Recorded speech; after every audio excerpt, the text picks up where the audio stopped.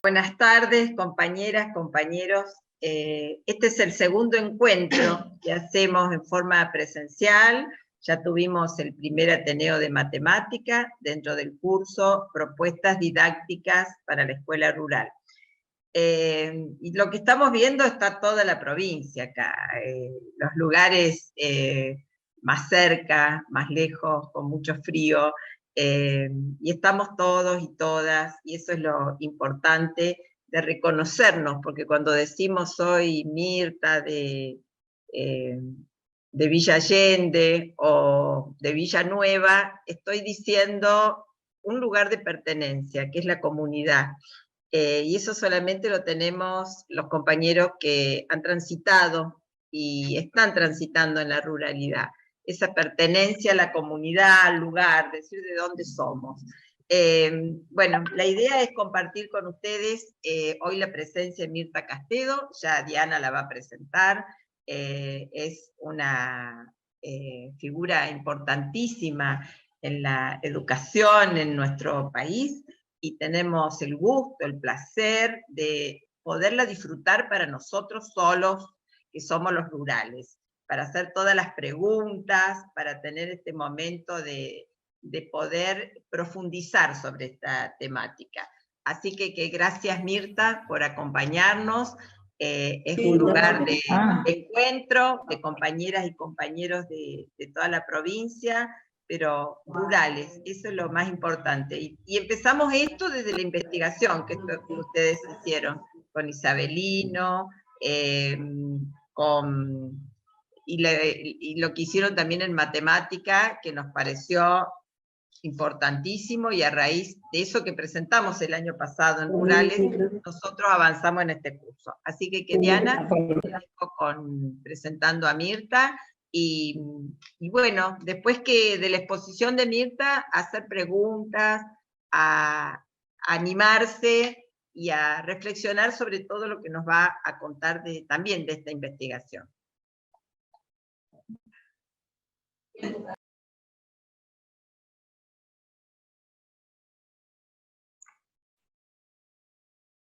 Activé el micrófono, Diana. Ahí está. ¿Me escuchan bien? Bueno. Sí. Mirta Castedo es profesora en Ciencias de la Educación por la Facultad de Humanidades y Ciencias de la Educación de la Universidad Nacional de La Plata. Y en esta misma universidad, Mirta dirige el Departamento de Ciencias de la Educación y dicta como profesora titular didáctica de la enseñanza primaria y observación y didáctica de la lectura y la escritura. Es además investigadora de hace muchos años en las áreas de la didáctica de la lectura y la escritura en la educación básica y de los procesos infantiles de construcción.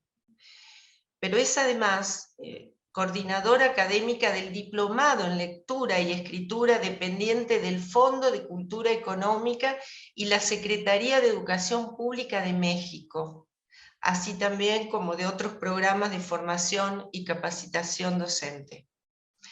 Como ya todos sabemos, es autora de numerosas publicaciones que muchos de nosotros conocemos, y pertenece a la Universidad Nacional de La Plata, que es como como un semillero de gente generosa, porque siempre están cerca nuestro. Nosotros, cuando hemos recurrido a mucha gente de esa universidad para nuestros trayectos de formación en el sindicato, siempre están dispuestos. Así que Mirta pertenece a ese grupo de gente generosa, y agradecemos que haya aceptado este breve encuentro, y se lo agradecemos muchísimo.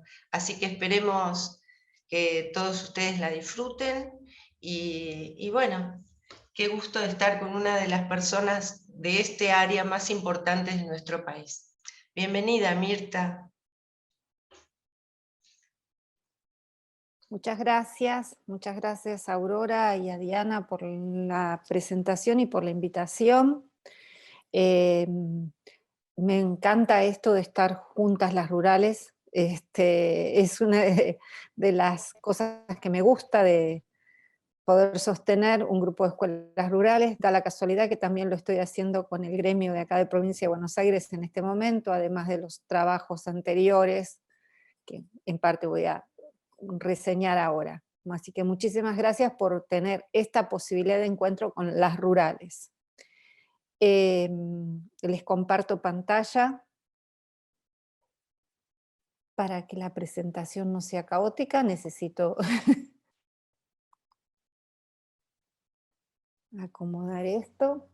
Bueno, alguna de las cosas que mencionó Diana, sigo siendo, por ejemplo, profesora en Ciencias de Educación, pero de la facultad me jubilé hace 1 año y pico, así que ahora soy profesora extraordinaria de la facultad, porque no dejo de ser profesora de la facultad, además de otras tantas cosas.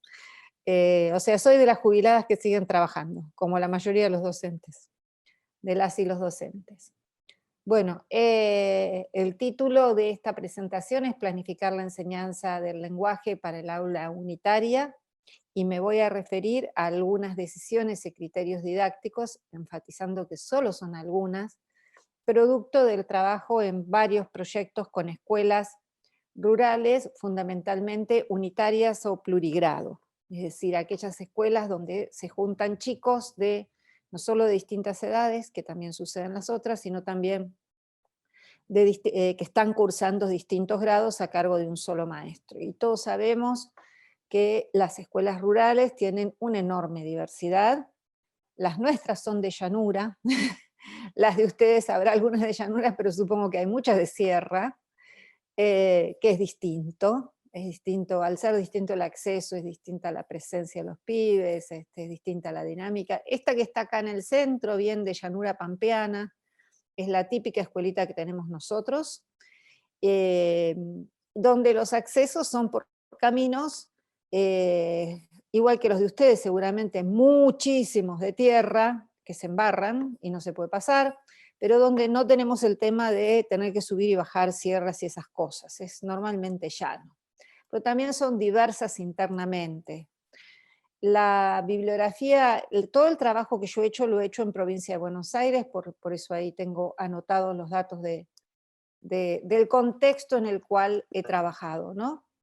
La bibliografía internacional lo que señala que tienen en común internacional, no solamente interprovincial, es que los estudiantes de escuelas rurales tienen en común la pertenencia a hogares de nivel socioeconómico bajo en relación al urbano, o más bajo en relación a los medios urbanos, señalan el mayor ausentismo por razones obvias, y en muchos lugares, no necesariamente en todos, un más bajo rendimiento en pruebas internacionales, mayor abandono, mayor extraedad y rezago, además en parte también provocado por el mayor ausentismo, ¿no? En las que yo he trabajado, y seguramente tienen muchísimo en común con las escuelas de Córdoba, pero también deben tener cosas específicas las unas y las otras, en la provincia de Buenos Aires son 450 las primarias unidocentes, 1500 las primarias rurales, pero 450 las unidocentes. Por supuesto no trabajé en las 450, ¿no? Pero a este universo me voy a referir. Sobre los, claro, tienen pocos alumnos en relación a la cantidad de alumnos totales de la provincia,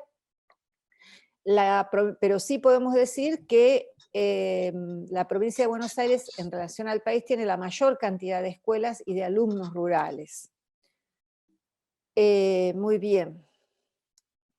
En ese contexto, en los sucesivos proyectos que fuimos haciendo, tanto de formación como de investigación, como de extensión, y así fuimos pasando por varios, y seguimos pasando, los problemas que fuimos identificando sobre la educación en estos contextos de escuelas rurales multigrado o unitarias,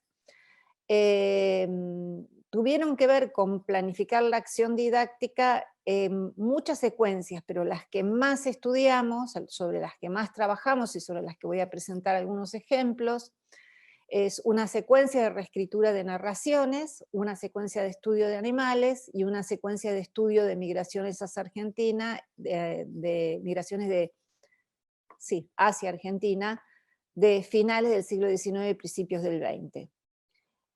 Los problemas más generales que nos planteamos como investigadores de estas prácticas en aulas unitarias tienen que ver con la progresión de las prácticas del lenguaje cuando el aula es unitaria, progresión que está totalmente alterada a la escuela en relación a la escuela usual, donde tenemos lo de primero, lo de segundo, lo de tercero.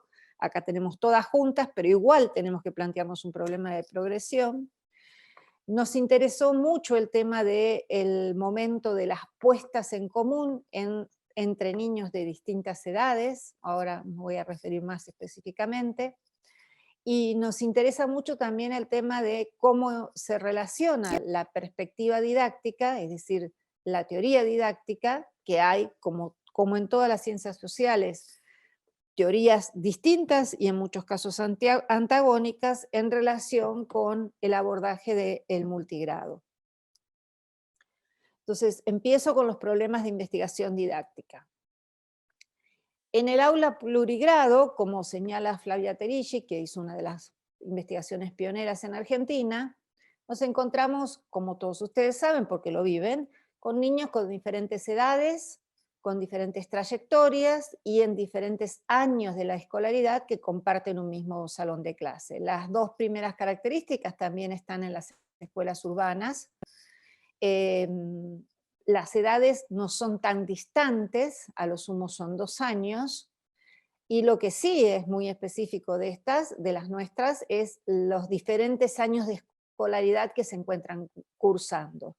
Por lo tanto, siempre nos planteamos que el problema didáctico a resolver es el modo de enseñar contenidos de diferentes áreas, de variados niveles de complejidad, prescriptos para diferentes años o grados, porque no solucionamos con que hay algunos contenidos que se les pueden enseñar a todos, sino que lo que está prescripto para diferentes años o grados es diferente, y enseñar a un mismo grupo de alumnos que cursa años diferentes, con distintas edades y trayectorias, en una condición de enseñanza simultánea, porque esa es la otra característica, ¿no?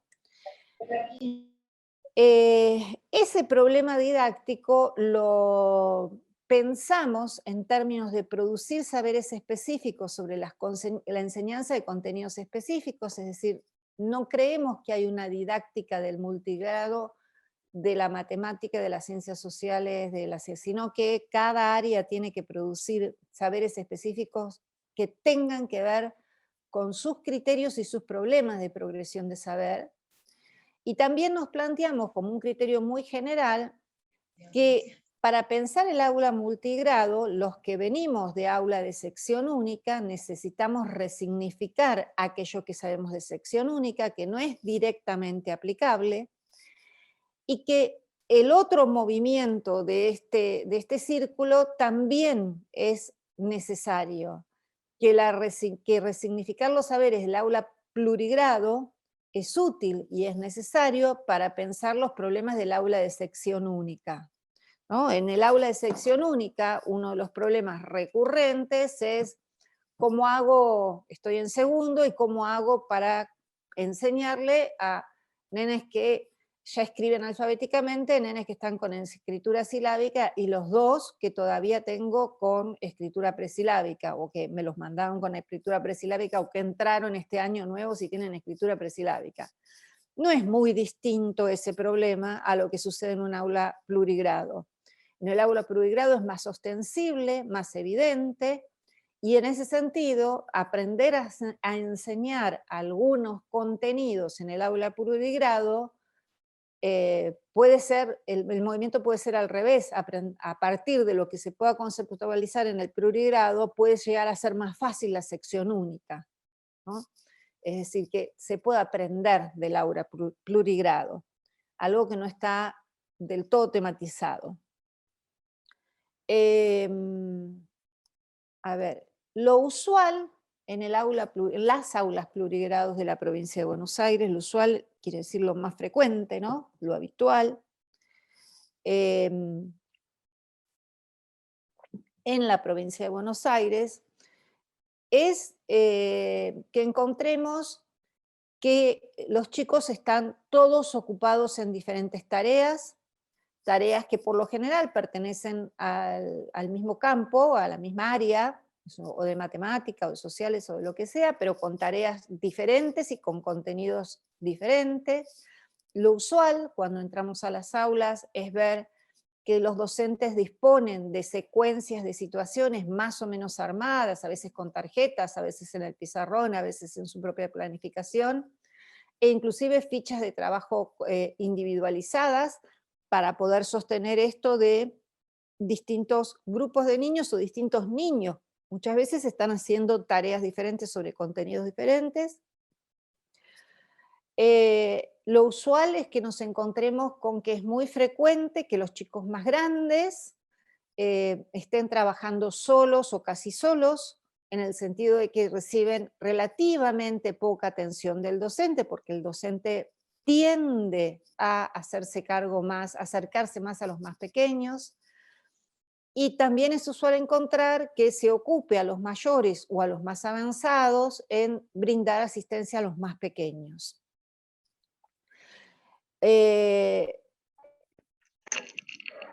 Nosotros ante este panorama tenemos dos principios para contraponer este modo usual de trabajar.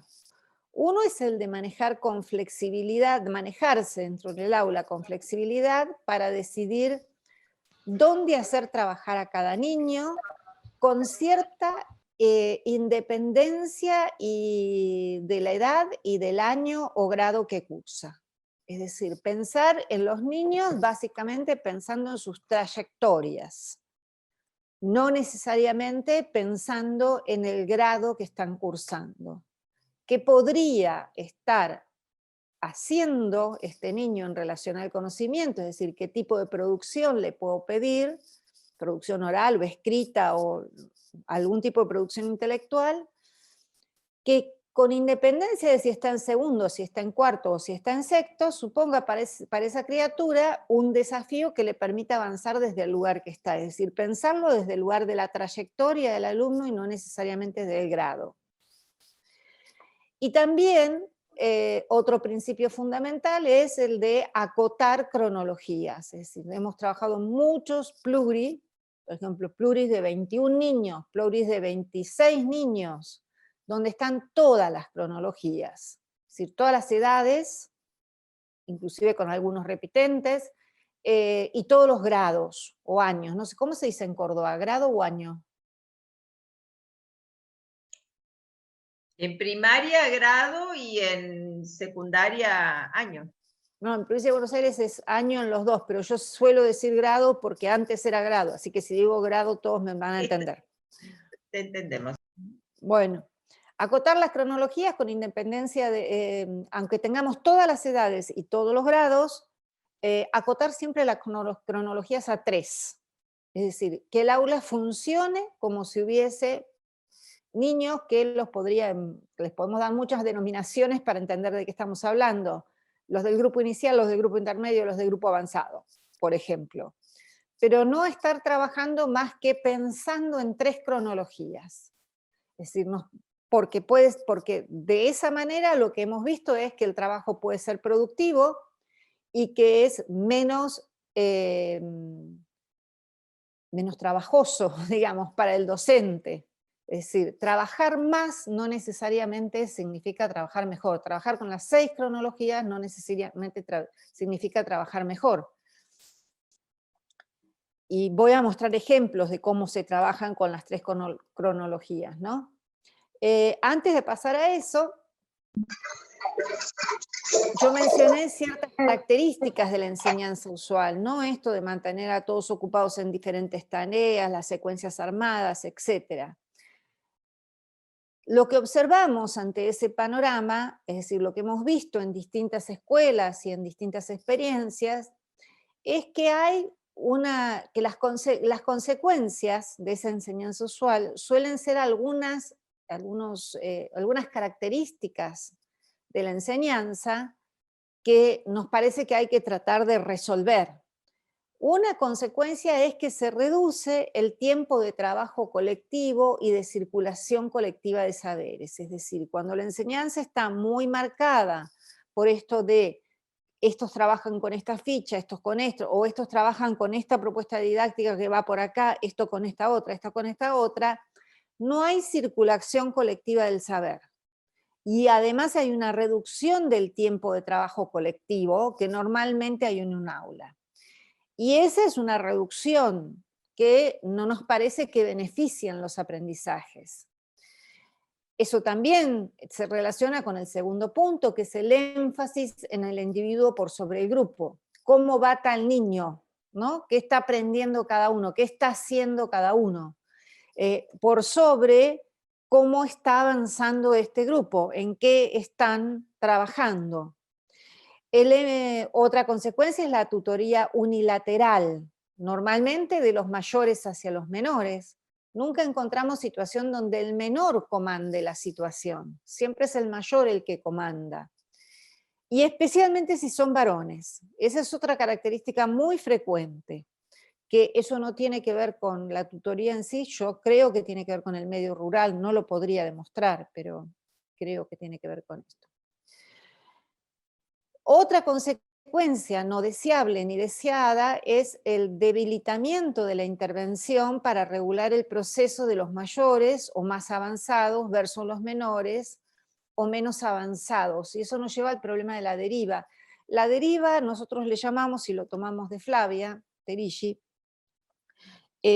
a dónde pone el docente la atención. Tengo un grupo de 30, están trabajando idealmente en equipos, en un aula usual, y en parejas, entonces tengo 15 parejas. Bueno, ¿por dónde? No puedo pasar por las 15 parejas. Normalmente ese es un proceso inconsciente, no es que los docentes se planteen, como que van espontáneamente algunos grupos y no en otro, y salvo que se pase por un proceso de formación docente donde se tematice sobre esa cuestión, esa es una decisión medio inconsciente, por qué equipo se pasa. O a lo sumo lo que hay es, tengo que atender más a estos porque son los que más saben, los que menos saben. Entonces la deriva está volcada hacia los menos avanzados y se quita intervención del docente a los más avanzados.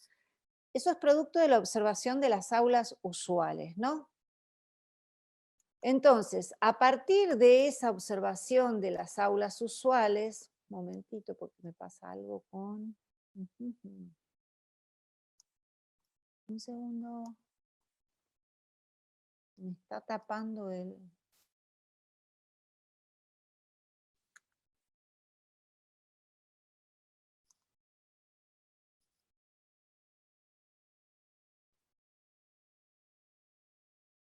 Ahí está. Creo que ahora sí. Creo que ahora sí. Voy de nuevo sobre las preguntas de investigación para ser un poco más específicas. El énfasis una de las preguntas tiene que ver con ir sobre la cuestión de poner énfasis en el grupo escolar por sobre el individuo. La escuela es el lugar de lo colectivo. La escuela es el lugar donde se construye lo colectivo y eso no se puede perder. Entonces, este primer grupo de preguntas va sobre esta cuestión de volver el énfasis sobre lo colectivo y sobre la reducción del tiempo de lo colectivo y la de circulación de saberes colectivos.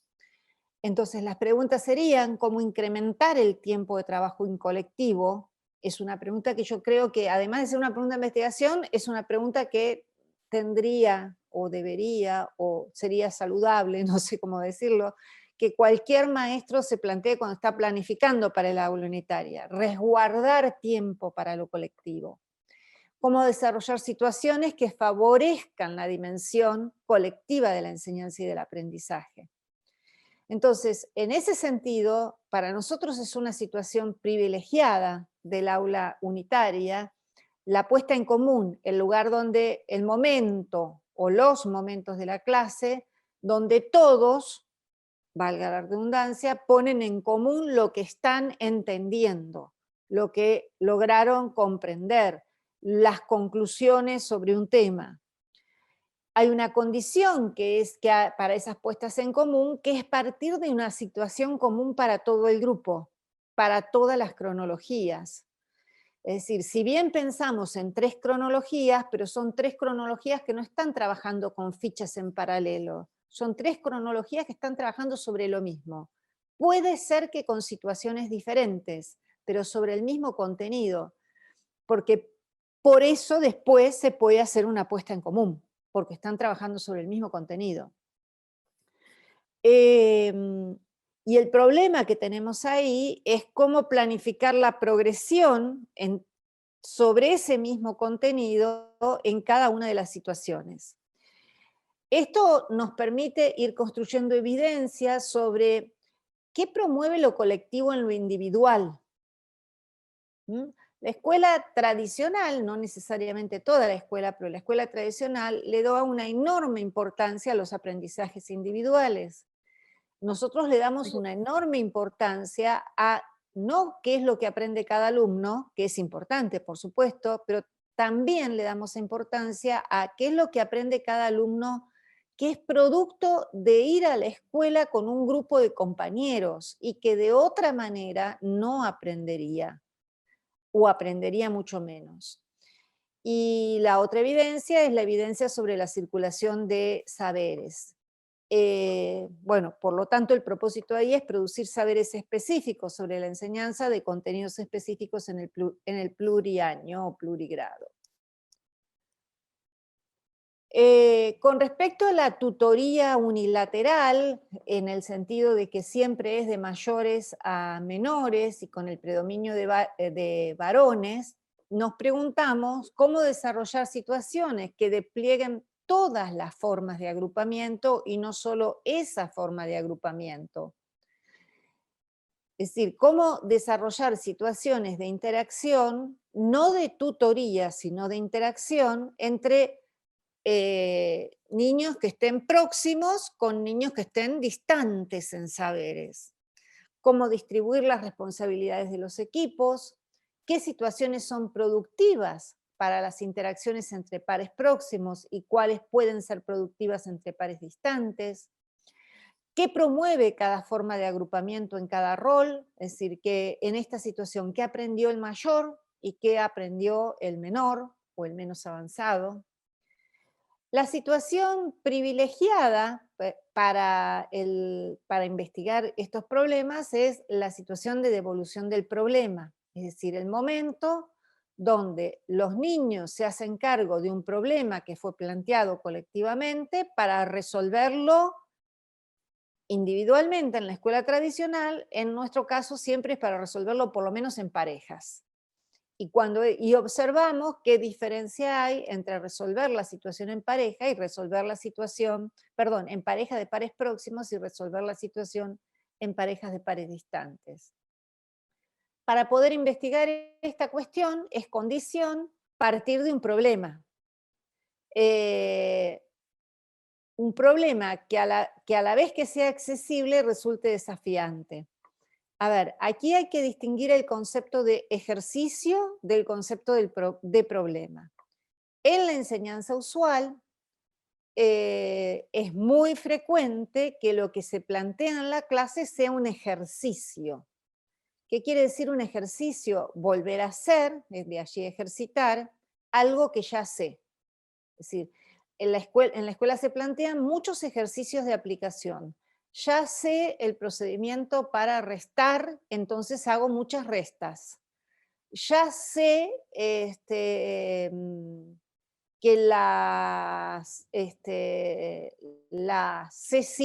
el CSI nunca va con Z, entonces aplico eso a la corrección de un texto. El concepto de problema es muy distinto al de ejercicio. El problema es una situación para la cual los estudiantes tienen que tener alguna aproximación, pero no tienen todos los elementos para poder resolver esa situación, sino que es en el transcurso de la coordinación de lo que ya tienen que construyen conocimientos nuevos que le permitan resolver la situación. Cuando, por ejemplo, vuelvo sobre la CSI, si clasificamos palabras que tienen C y que tienen sí, y vamos a ver que tenemos un grupo que son las que tienen S, vamos a ver que tenemos un grupo que son las que tienen C, y vamos a ver un grupo que son las que tienen sa, so, su, pero no vamos a encontrar ningún C, sí. Y eso es resolver un problema. Entonces, advertir eso es resolver el problema. A partir de ahí construimos colectivamente, eso sería el punto anterior, ¿por qué pasa eso? Que tiene que ver con una restricción gráfica del sistema de escritura del español, ¿no? Eso nos permitiría construir evidencias sobre las interacciones, los distintos roles en torno a un mismo problema y las reflexiones promovidas por un par. Siguientes preguntas en relación con el debilitamiento de la intervención para regular el proceso de los mayores y más avanzados, porque el docente está más de cara, casi siempre, a los equipos más chiquititos. ¿Cómo regular entonces? La pregunta sería la intervención durante el trabajo en equipos, porque es ahí donde se manifiesta este problema. ¿Qué intervenciones son productivas para quiénes y en qué momento? La situación privilegiada ahí es tanto la primera como la segunda, tanto la devolución como la puesta en común. Y la condición, igual que en el caso anterior, es partir de un problema.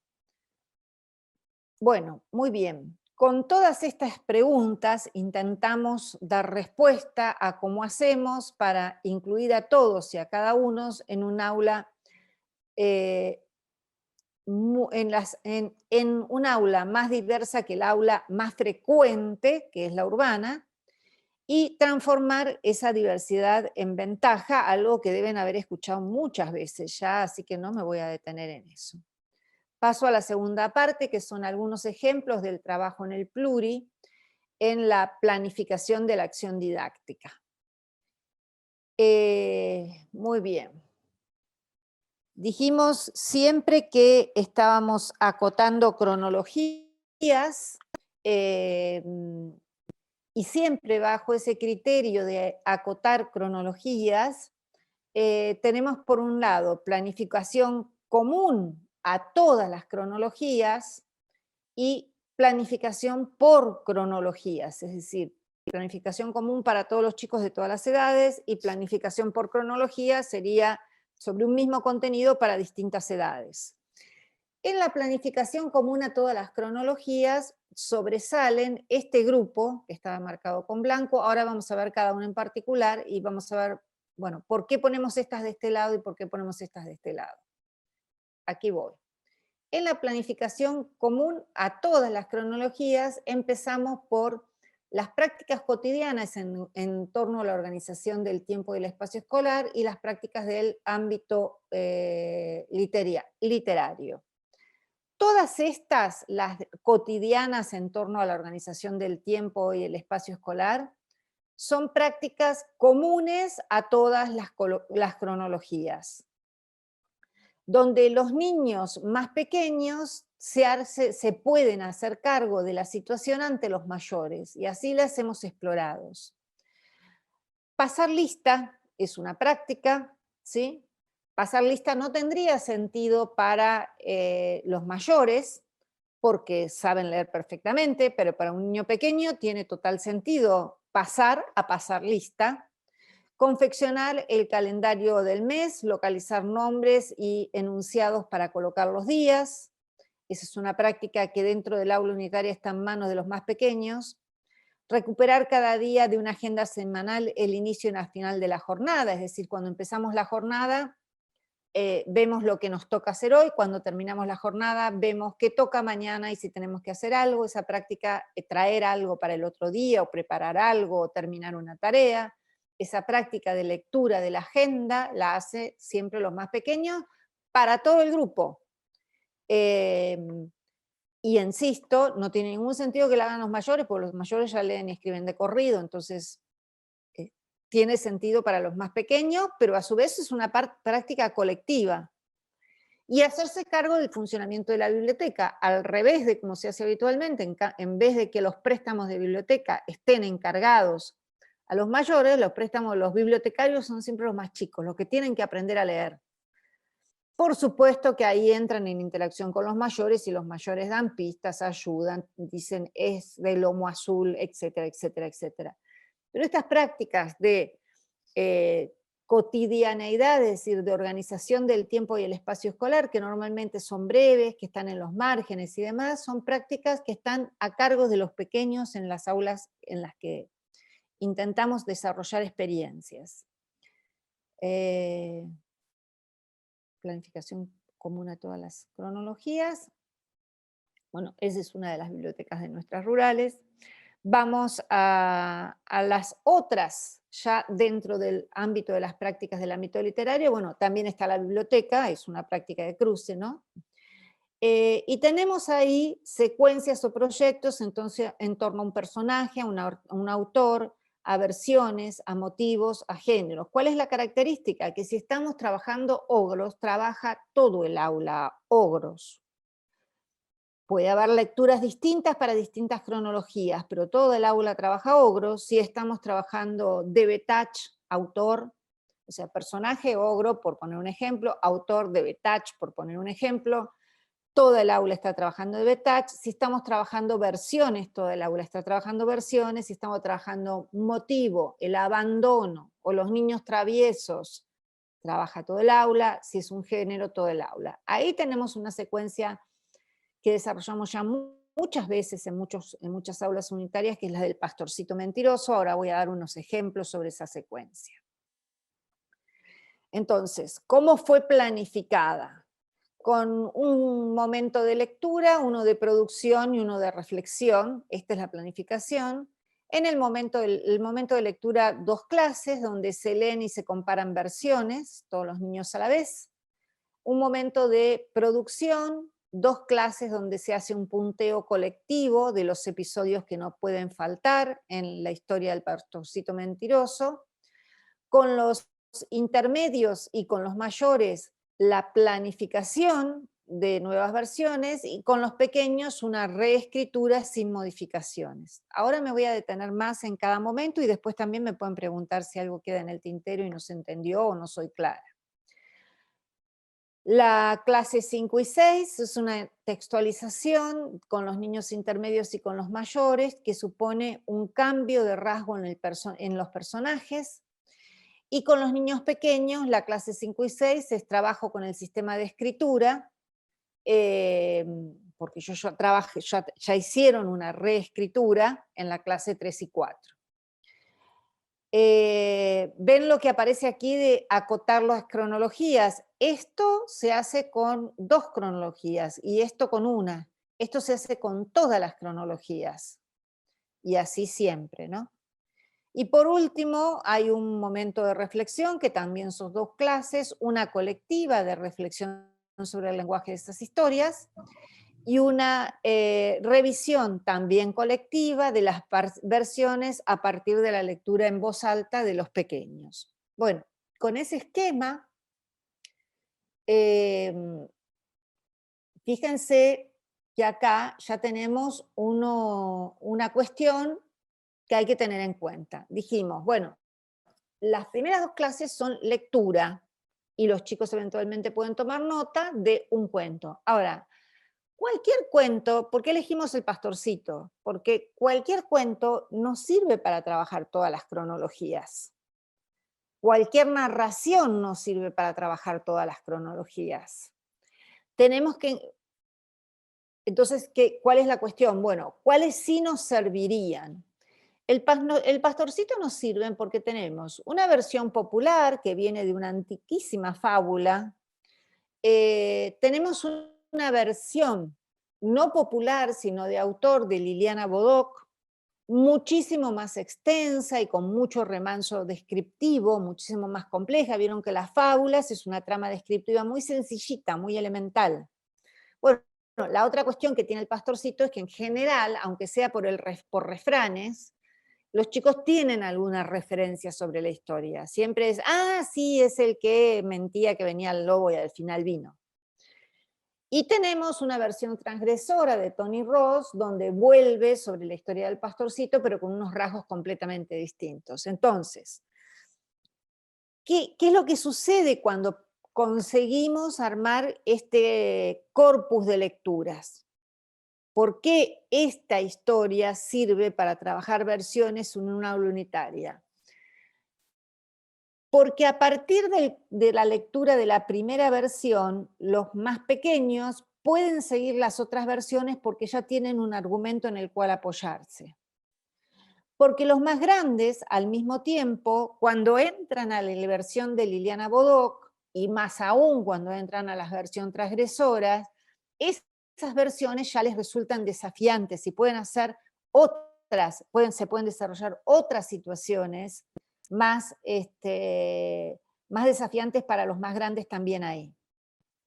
Bueno, mientras se hace la lectura de las versiones, se completa un cuadro comparativo que puede ser colectivo, y esa posibilidad de entrar una secuencia con dos clases colectivas donde se leen tres historias, empieza a cumplir con una especie de principio, que ahí lo tengo entrecomillado, que es todo lo que pueda ser colectivo no será individual. Puede sonar muy ridículo, pero lo decimos un poco en chiste, pero lo decimos en chiste, pero muy en serio. Todo el tiempo estamos pensando, todo lo que será colectivo, todo lo que pueda ser colectivo no tiene que ser individual, porque si no, se pierde lo colectivo. Se pierde lo colectivo en un aula donde cada uno está cursando un grado diferente. Hay cuadro comparativo colectivo de dos de las versiones trabajadas, ¿sí? En la cual, como verán las distintas letras, vamos pasando distintos chicos, tanto anota la maestra como anotan los chicos, y comparando esas versiones. Ahora, de la comparación oral de esas versiones, participan los más pequeños, aunque los que no tienen escritura alfabética no van a escribir al cuadro, pero lo colectivo los está atravesando, saben más que la historia simplecita tradicional, conocen las otras y junto con todos analizan las otras. En el momento de la planificación y la textualización, esta es una toma de notas del momento de la planificación y la textualización, que también es de una nueva textualización que también es colectiva. Como ustedes ven aquí, lo que está en el pizarrón es los momentos que no pueden faltar en la historia del pastorcito. Esta producción que aparece en el pizarrón se hace entre todos, pequeños y mayores. ¿Qué pasa? Los mayores van a tener que transgredir el orden tal vez, pero tienen que fijarse si apareció el lobo, tienen que fijarse si está la primera, la segunda y la tercera mentira, tienen que fijarse si está la carnicería final. Deciden, por eso está entre paréntesis, si lleva o no idea moralejas. Fíjense que acá, por ejemplo, anotan una idea. Le va pidiendo ovejas de buena manera, el lobo disfrazado, que el lobo estaba disfrazado, que le va pidiendo ovejas de buena manera, etc. Bueno, esta situación es colectiva, después van a ir a escribir en los equipos. En simultáneo, después tenemos el trabajo en equipos entre un intermedio y uno mayor de textualización de la escritura, donde los más chicos le dictan a los mayores la nueva versión preferida, y el trabajo de los equipos intermedios y mayores con intervención de docente de la planificación de un cambio de rasgo del personaje. El cambio de rasgo de un personaje supone necesariamente un cambio en la trama. Si un lobo es vegetariano, no puede pasar lo mismo. Si el pastor es asustadizo, no puede pasar lo mismo. Si el lobo es más sanguinario de lo habitual, no puede pasar lo mismo. En estas situaciones, lo que se hace una previsión sobre la deriva del docente, es decir, tratamos de hacer consciente la deriva para que pueda ser sistemática. Porque si la deriva del docente por los equipos no está pensada desde la planificación, deja de ser consciente y entonces pasas a recaer siempre sobre los mismos equipos. Algo similar pasa en el aula usual, ¿no? En la parte de comparación de versiones de Pastorcito Mentiroso, bueno, en estas situaciones que venimos describiendo, un criterio que aparece aquí anotado es tiempos desiguales con tareas diferentes. No lleva el mismo tiempo a los niños pequeños reescribir la historia tradicional tal cual, que a los mayores hacer una nueva versión con la transgresión con un personaje con otros rasgos. Lleva un tiempo diferente, es decir, los mayores tardan más, los chiquitos terminan enseguida.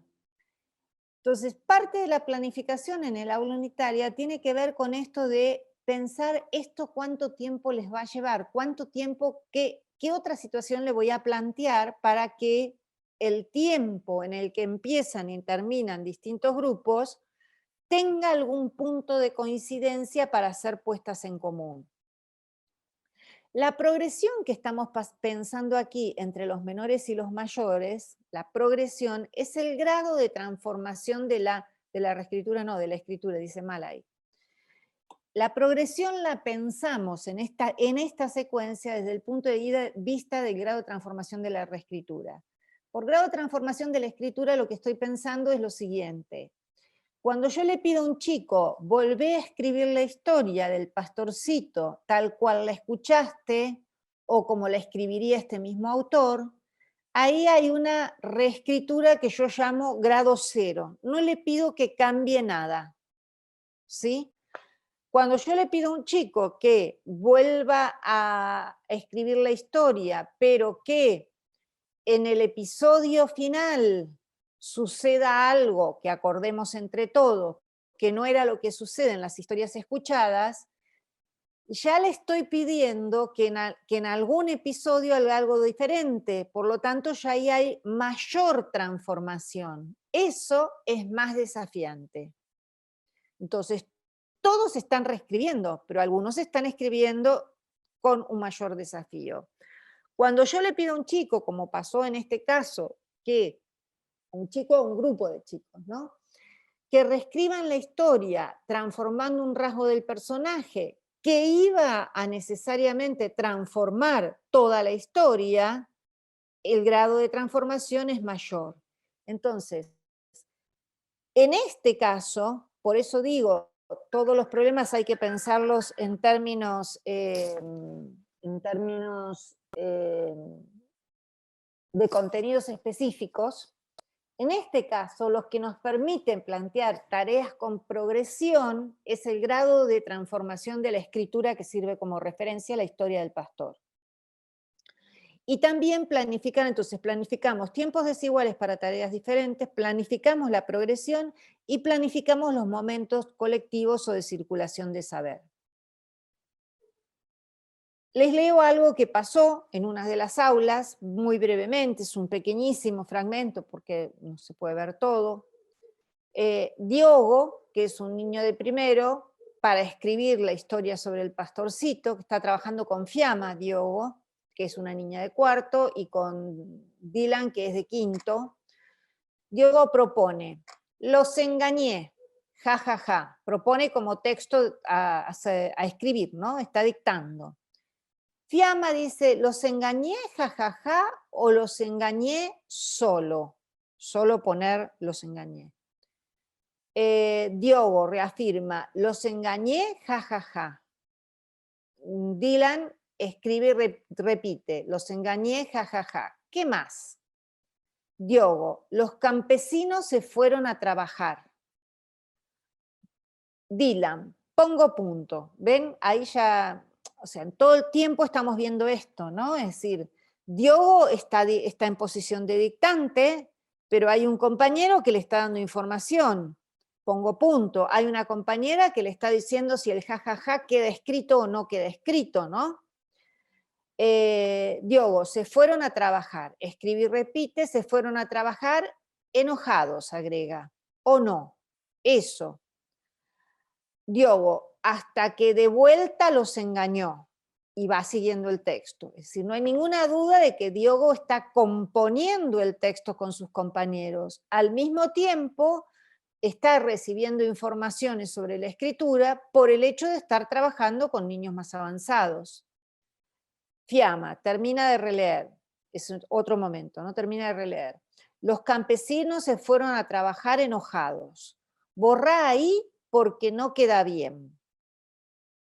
Diogo, iba a ser mejor que cuando...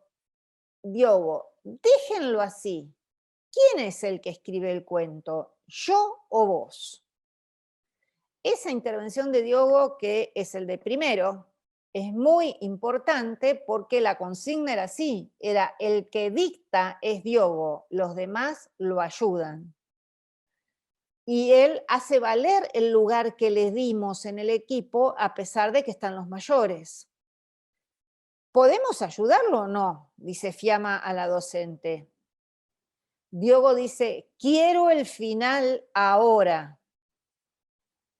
Diogo después agrega, otro momento, ¿no? Otra cosa más y listo, terminamos. Fiamma, no, di por Diogo, ¿no? No vamos a terminar. No estamos jodiendo, estamos escribiendo un cuento.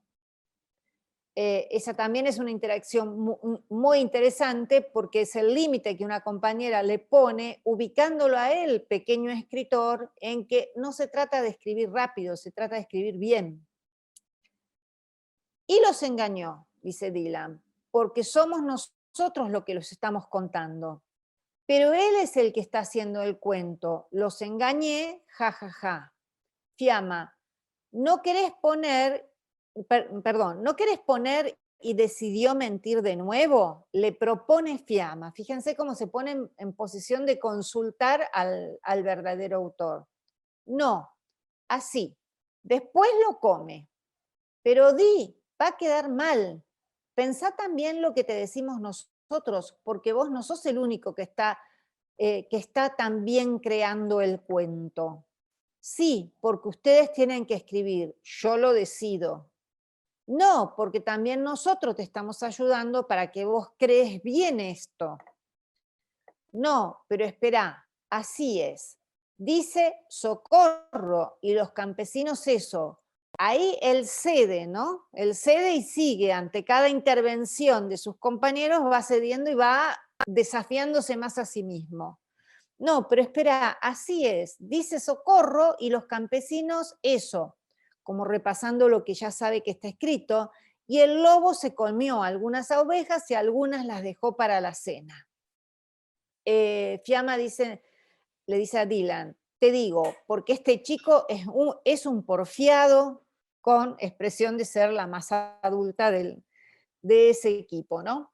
Bueno, muchas interacciones ahí donde hay mucho control de los pares sobre la textualización, hay una concentración en la textualización, hay interacción con él sobre qué se dice, cómo se dice, por qué se alarga, por qué no se alarga, y Diogo sin ninguna duda está aprendiendo mucho más que si estuviese escribiendo solo.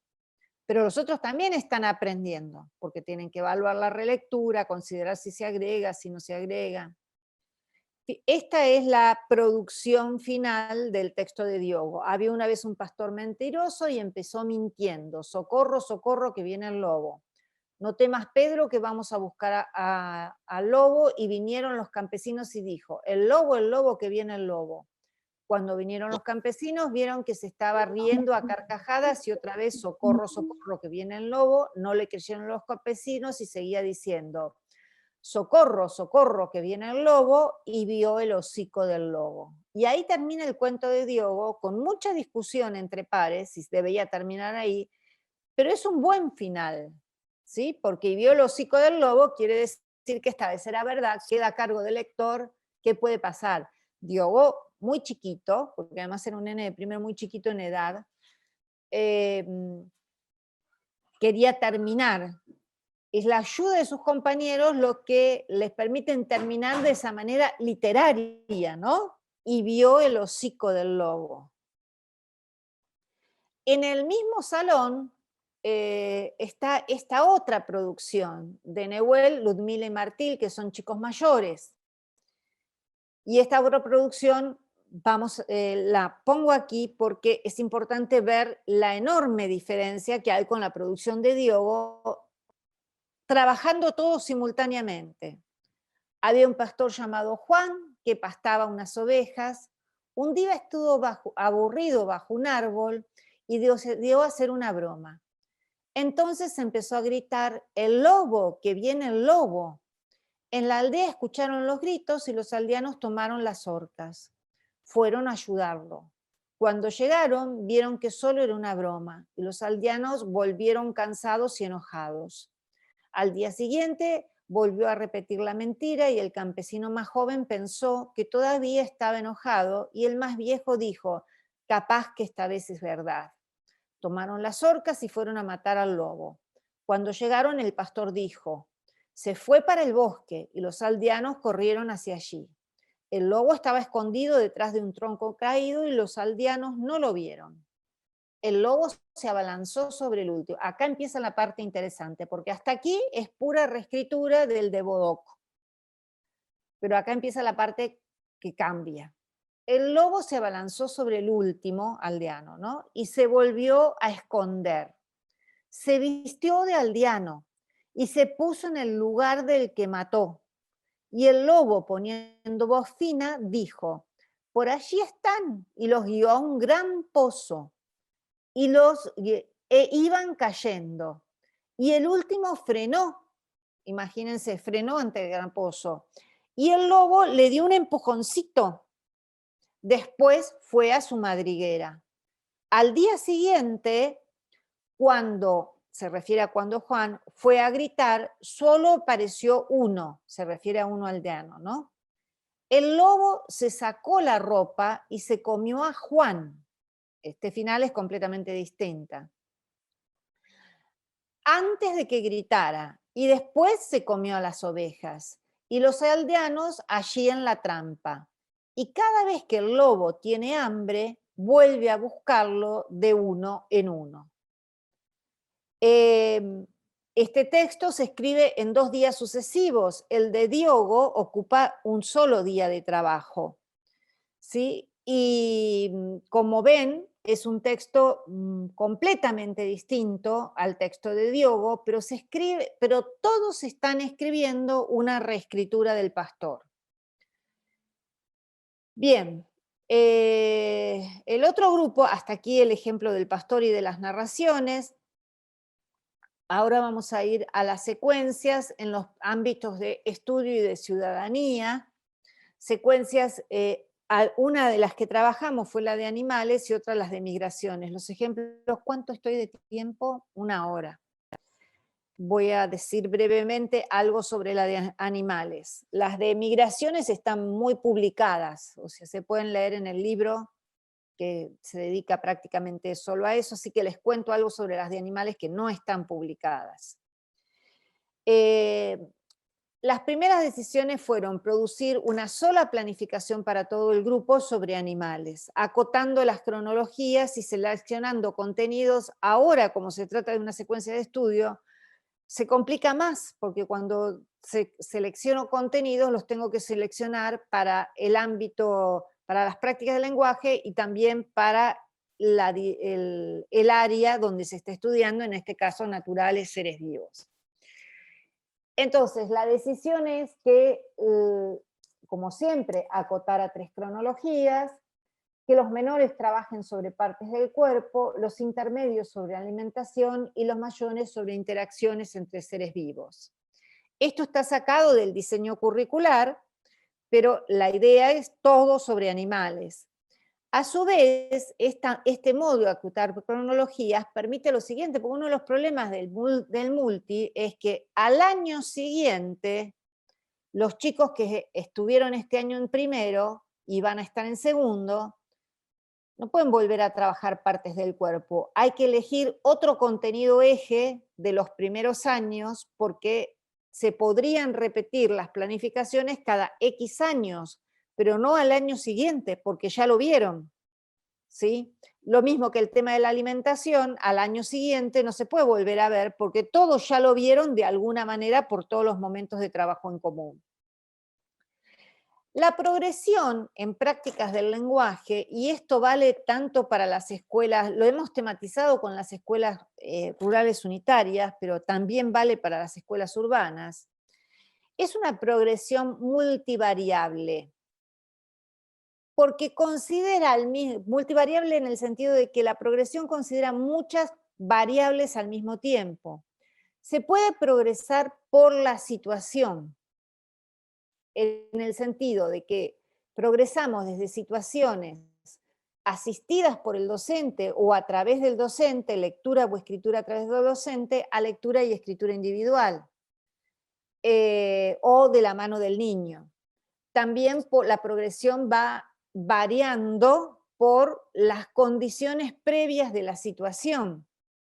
Depende de la trayectoria de cada estudiante el impacto que esa situación puede tener. Va variando por el texto sobre el que se va trabajando. El texto de referencia para los pequeños era la fábula de Esopo, el texto más sencillo. En cambio, el texto de referencia para los intermedios y los mayores era el de Bodoc.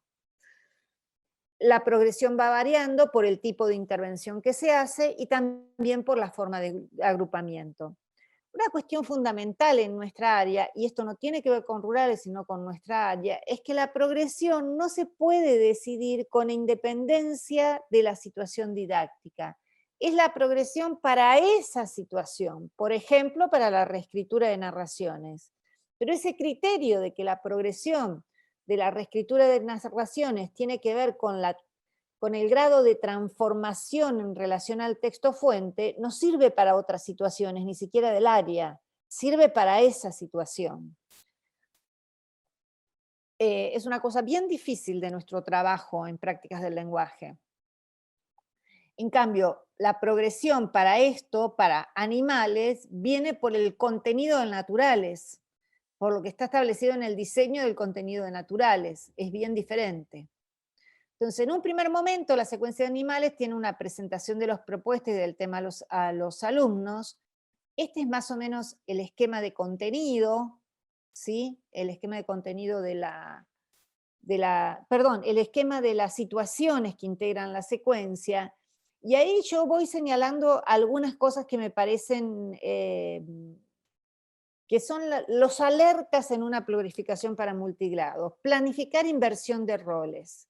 ¿No? Acá nosotros empezamos con una escritura individual de lo que ya saben con respecto al tema. Los más chiquitos escriben lo que ya saben sobre las partes de los animales, las partes del cuerpo, los intermedios sobre alimentación y los mayores sobre adaptaciones.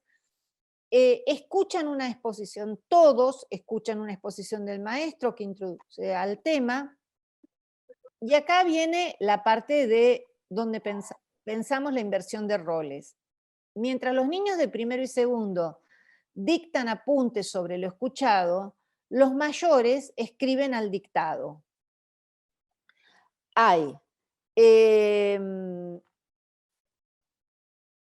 Mientras los niños de primero y segundo dictan apuntes sobre lo escuchado, le dictan al maestro. En cambio, los mayores escriben al dictado cuando los de primero y segundo les dictan a ellos. En esta situación, para los chicos más grandes, tomar apuntes sobre lo que recién escuchamos que dijo el maestro no plantea un desafío muy importante. Pero las cosas cambian mucho cuando, terminada esa breve exposición que introduce al tema, el maestro dice, bueno, ahora tales y tales les van a dictar a tales compañeros que van a ir pasando al pizarrón qué tenemos que acordarnos de o qué entendimos, qué queremos acordarnos, qué vimos, qué vamos a tener en cuenta de lo que acabamos de escuchar. Los pequeños ahí tienen que componer el texto que dictan y se involucran de esa manera en la situación. Bien, acá en este momento es un momento donde se copian las notas elaboradas colectivamente, ¿no? El docente entrega fotocopias del fragmento del apunte realizado colectivamente sobre partes de animales, lo lee en voz alta mientras los niños intentan seguir la lectura, piden que ubiquen unas palabras en el texto. Los niños pequeños leen un pequeño texto que amplía información y pide que localicen las partes del texto y que la agreguen al apunte, esa nueva información que le agrega al apunte. Previsión sobre la deriva docente, porque esta última, localizar dónde ubicar esa nueva información, imposible hacerlo si el docente no está. El docente va a estar acá, no va a estar acá. Por lo tanto, estas situaciones que están de este lado tienen que ser planificadas para que los intermedios y los mayores las puedan hacer con cierta autonomía. Y a su vez, acá pensamos una equivalencia de tiempo. Esto lleva un tiempo que es equivalente a lo que lleva esto otro, que es distinto a lo que están haciendo los pequeños. Momento 2, de búsqueda y registro de la información sobre animales vertebrados. El docente entrega un conjunto de imágenes para obtener información sobre partes del cuerpo, otro conjunto de imágenes sobre dietas y estructuras usadas en la alimentación y otros de imágenes vinculadas con los animales y sus ambientes. Todos los chicos están haciendo la misma situación, observar imágenes, o sea, la parte superficial de las situaciones, están observando imágenes. Pueden ser solo imágenes o imágenes acompañadas de breves textos para los que ya leen, y seleccionen aquellos que más les sirven para el tema que están estudiando. El tema es distinto en cada caso, ¿no? Incluso lo que pasa en los salones es que empiezan a mezclarse las imágenes, porque se pasan unos a otros, que mira, que acá dice que esto, que lo otro, etc. Todas las tres cronologías analizan las imágenes. Los pequeñitos completan rótulos con parte del nombre, con las partes los nombres de las partes del cuerpo de los animales. Los intermedios completan rótulos sobre estructuras de alimentación. Eso es mucho más complejo porque son algunas imágenes que nos costó mucho conseguir, donde se ve cómo es la boca o el orificio por el cual se alimenta el animalito, cómo es la mandíbula, qué tipo de dientes tienen, qué tipo de lengua en algunos casos tienen, etc. Y los mayores completan fichas sobre hábitat, es decir, todos están mirando imágenes y completando, pero la tarea es diferente. Por último, registran la cantidad, tipo de extremidades y el tipo de cobertura. En este caso ya no es un registro de observación de las imágenes, sino una explicación. Explican la relación entre las dietas y las estructuras utilizadas en la alimentación, por eso son importantes las imágenes. Pues tenemos la imagen del monito, donde se ve cómo es la boca del monito, y al lado qué es lo que come el monito. Y entonces la pregunta es, bueno, ¿por qué este tiene dientes de este tipo, este otro tiene la boca más grande o menos grande, etcétera? Por supuesto que eso es algo muy discutido con la docente, ¿no? Y en este caso es la explicación en la última cronología, la explicación de las vinculaciones de cada uno con el ambiente. Pero todos están trabajando sobre lo mismo. En este caso, las variables que estamos manejando es la extensión del texto, las unidades lingüísticas sobre las que trabajan, la estructura, esto es descripción, esto es explicación, y por supuesto el contenido, la progresión sobre el contenido se mantiene, pero además está todo esto metido en la progresión de estas situaciones. Bueno, están los distintos equipos trabajando en las distintas situaciones. Y por último, la puesta en común es la comparación de la información hallada, y anotan interrogantes en 3 columnas para los temas que están estudiando. Y acá se cruza información de todos. Los pequeños hablan sobre las partes del cuerpo, los mayores tienen mucho que decir porque ya han transitado ese contenido, tienen mucho que decir cuando los pequeños hablan y ahí se sigue ampliando información. Los intermedios hablan sobre las dietas y las estructuras para alimentarse. Y los mayores hablan sobre las relaciones entre el ambiente y la extinción y demás. Pero en ese hablar de todos con todos, ¿sí? No, digo, apenas cierres este ejemplo, empezamos a darle la palabra a los compañeros por si quieren preguntarte algo. Estaba con esa intención, justamente. Sí. Es decir, en esa puesta en común hay circulación de los saberes entre todos. Bueno, yo tengo algunos ejemplos de, como tenía del pastor, tenía de pero paramos acá. Sí, paramos acá. En todo caso, si las preguntas me llevan al ejemplo, muestro el ejemplo. Exacto. Bueno, ahora vamos a esperar a ver qué preguntan los compañeros, aprovechando esta enorme oportunidad que tenemos de Mirta y tanto ejemplo, tanta vivencia, ¿no? Vamos a ver qué preguntan los compañeros. Activen, el que quiera preguntar, levante la mano o active su micrófono. O Ignacio, que es el tutor. Sí, pensaba también que pueden escribirlas en el chat a las preguntas y también, digamos, sin necesidad de encender el micrófono. Primero agradecerte, Mirta, estuvo muy buena la presentación. Y ahí me parece cosas muy interesantes sobre las decisiones y criterios, sobre el título. Pude como sacar algunas, digamos, decisiones y criterios que vos propones, y de leerte también en otros artículos y demás, pensaba en la centralidad del uso de la biblioteca. De hecho, en los ejemplos que estás dando, aparecen imágenes, como aparecen textos. En el ejemplo mismo del pastorcito, aparecen 3 textos distintos sobre lo mismo.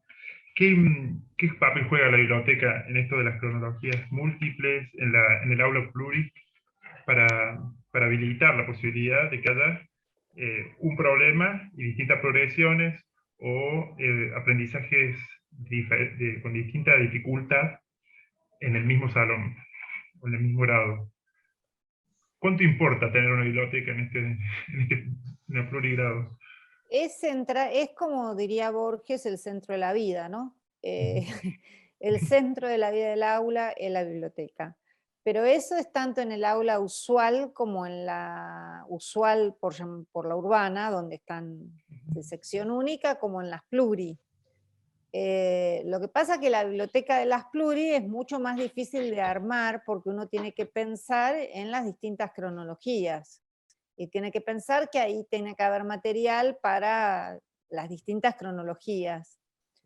Lo que vimos de un texto que tiene versiones accesibles a la lectura, inclusive a la lectura por sí mismo, de niños que recién están aprendiendo a leer, y versiones interesantes para los más grandes, no sucede siempre. No nos pasa con todos los textos. Entonces, cuando conseguimos el pastorcito, creo que lo debemos haber hecho en aula 10 veces ya. Estamos trabajando ahora, con el grupo que estoy trabajando este año, estamos haciendo lo propio con 3 versiones de La Bella Durmiente. Claro, estaba pensando Caperucita Roja, Los 3 Cerditos. Bueno, Caperucita Roja con todas... Caperucita Roja con las 1000 versiones que hay, reda para el aula rural. De para hecho, el aula libro pluri. de Ferreiro, Caperucita Roja, Claro. aprende a escribir. Reda, porque hay muchísimas versiones, pero no todos lo tienen, qué sé yo. Si, por ejemplo, Laura de Betach, tenés textos para más chicos y para más grandes, y hacés seguimiento de autor. Ahora, Mark Twain, no hay para más chicos. Con esto introduzco algo que me parece también importante aclarar. Nosotros apostamos mucho a este tipo de secuencias, tanto en estudio como en literatura, donde todos trabajen sobre un mismo contenido. Pero no es que todas las secuencias, todos trabajan sobre el mismo contenido, porque hay algunos contenidos que no es posible trabajarlos con todos a la vez. Entonces tampoco es irnos al otro extremo. Hay algunos contenidos que necesitan ser trabajados con cada quien, es decir, cuestiones de secuencias sobre ortografía. Bueno, no hay caso, eso se trabaja con intermedios y con mayores, pero no, los que están aprendiendo a escribir no se pueden meter en una secuencia con ortografía. Ahí tenemos que tener 2 secuencias en paralelo, no queda otra. Y central es igualmente central que en el aula usual la biblioteca. La única diferencia que yo marcaba es, le damos el control de la biblioteca a los pequeños. Ahí Edith tiene una mano levantada. Sí, ¿qué tal? Buenas noches. Primero, me encantó y además yo trabajo en una escuela rural de Los Molles, donde además de tener grado de segundo ciclo, tengo jornada de literatura y TIC. Y enganché la parte de lengua, pero yo trabajé Los sueños del sapo, ¿sí? y trabajé algo muy similar porque trabajé con los chiquitos y los grandes, trabajé para ver biodiversidad, trabajé ecosistema, trabajé partes del cuerpo, y con los chiquitos trabajé como que empezamos a dibujar primero el sapo con todos sus sueños, con los globitos, que después empezamos a ver diálogo con los más grandes, qué diferencia de globos hay, y me sentí muy, muy representada con lo que estabas explicando, porque estamos por terminar antes del 9 de julio, por hacer títeres, para hacer con los chiquitos y grandes, cambiando el texto, una obrita de teatro para todos. Bueno, espero que esté bien. Yo no estoy aquí para decir lo que está bien y lo que está mal. Todos los esfuerzos que conduzcan a reflexionar sobre... A ver, yo tengo una frase que es que lo que está bien es estar en estado de debate. Si lo que está bien es estar pensando cómo les estamos enseñando a los chicos y qué están aprendiendo. Entonces, toda situación que dé lugar a pensar, y sobre todo a pensar con otros, está bien, está mejor que si no la pensamos. Bueno, es la misma idea que Edith, la compañera que habló recién, es la misma, efectivamente es la misma idea. Les doy otra idea sobre la cual es mucho más fácil trabajar. Sobre autor no es tan fácil trabajar con todos. Claro. Con algunos autores sí, con otros no. Un eje de trabajo que es relativamente más fácil encontrar textos para que se atiendan todas las cronologías es trabajar por motivos. El abandono, ¿sí? Que en la literatura tradicional de origen oral, el tema del abandono de los pequeños por la pobreza y todo ese tipo de cosas está súper presente. Pero uno puede armarse un pack de historias donde el abandono esté desde distintos lugares. Sí, El motivo o abandono tópico. ¿Cómo? Motivo o tópico, por ejemplo, el Motivo amor. tópico, claro. Tomando un tópico en común donde aparezca el abandono en distintas obras, con distintas complejidades textuales y por lo tanto distinto desafío para los estudiantes. A ver, Mark Twain tiene, a mí me encanta, la caracterización de lo travieso, ¿no? De lo pícaro, a mí me parece apasionante, es un autor que me encanta. Y hay historias de niños, no hay de él, pero sí hay para los más chiquitos historias de niños traviesos y con picardía. Entonces uno puede tomar el tema, el tópico o el motivo de la travesura que atraviesa toda la literatura. Bueno, si no hay otra compañera que quiera preguntar algo, vamos a ir cerrando, porque Mirta, han salido de las escuelas y han entrado en esta actividad y ya es hora de ir cerrando, me parece, ¿no? ¿Hay alguna otra pregunta para Mirta? ¿Vos ves algo, Ignacio? ¿Alguna otra pregunta? No, ahí están agradeciendo. Me parece que con el power y con la centralidad de esto, de las decisiones y criterios didácticos, ha quedado muy clara la exposición. Parece que hay mucho para explorar en términos de ejemplos en otras áreas de conocimiento. Hemos hablado de lengua y de naturales, pero en sociales lo que está escrito en la investigación sobre migración, sí, es altamente recomendable leer, porque además hay mucho detalle sobre la interacción entre los niños y las formas de deriva de los docentes también, sí. que vamos a intentar leer en las próximas semanas cuando hagamos el foro en el aula. ¿Alguien tiene alguna pregunta? Lo que hay es mucho agradecimiento, Mirta, Sí. de los compañeros. Les encantó el ejemplo a partir del cuento.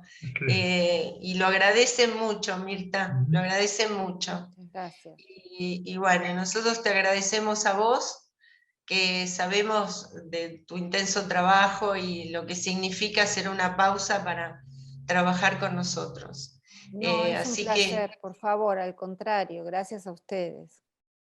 Así que bueno, muchas gracias. Ahora Cookie se va a despedir de vos, nuestra secretaria de Educación, y bueno, esperamos tenerte algún día acá en Córdoba con nosotros. Hace más de 30 años que hacemos el Congreso de Educación Rural.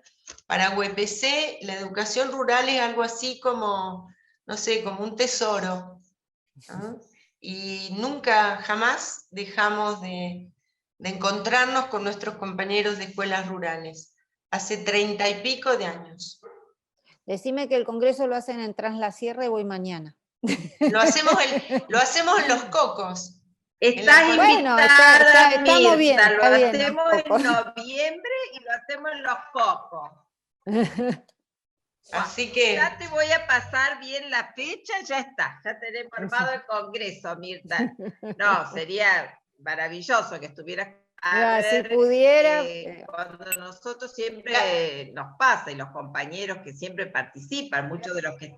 Bueno, a lo mejor podés y te haces un tiempo. Mira, Mónica ya se anotó, Mónica ya dijo que ella viene, así que Mónica Escobar. Nosotros tenemos una colonia de vacaciones muy linda del sindicato en Los Cocos, está en un lugar que te puede, si la googleás, te vas a encontrar con nuestra colonia, es preciosa. Y aparte está toda remodelada ahora, muy bonita. No es fácil es una de las provincias que más conozco y a la que siempre vuelvo. Ya no en carpa, como solía transitarla, porque ya no me da el cuerpo para la carpa, pero bueno. Pero he pasado por muchos campings de Córdoba. Bueno, en rurales tiene esa magia, ¿no? Pero a veces no es fácil encontrar pedagogos que se dediquen a la ruralidad. Y los compañeros y compañeras rurales también necesitamos esto, de poder hablar de lo que pasa en el aula y de y las estrategias de lo que pueden seguir realizando. Bueno, me pareció muy rico lo que presentaste, Mirta, y también un poco los compañeros, no solamente es preguntar, sino también compartir lo que vienen haciendo, porque ellos hacen cosas hermosas cada uno en sus lugares. Y este espacio también es muy lindo para compartir esas experiencias que vienen realizando nuestras compañeras y compañeros rurales que están ahora presentes aquí en este encuentro. Así que te agradecemos, Mirta, por haber estado con nosotros, a ustedes, compañeras y compañeros rurales, que bueno, han salido de sus actividades y se han conectado y ya estamos de noche, así que seguimos participando en el curso, vamos a tener un tercer encuentro, y como estamos muy cerca de las vacaciones, les deseamos para después de la semana que viene, las merecidas vacaciones que están todos pensando, ¿no? Porque no me digan que ya no están todos pensando en eso. Así que bueno, hermoso el encuentro, una experiencia de literatura y de lengua maravillosa. Ignacio la va a recuperar a través de nuestro foro y a través del taller que vamos a estar llevando adelante en esta parte de lengua de nuestra propuesta de curso, que es la propuesta didáctica para las escuelas rurales. Así que bueno, les agradecemos a todas y a todos por haber estado. Y bueno, y vamos a seguir profundizando sobre esto que nos has dejado, Mirta, que es una experiencia valiosísima. Gracias a ustedes. Buenas noches.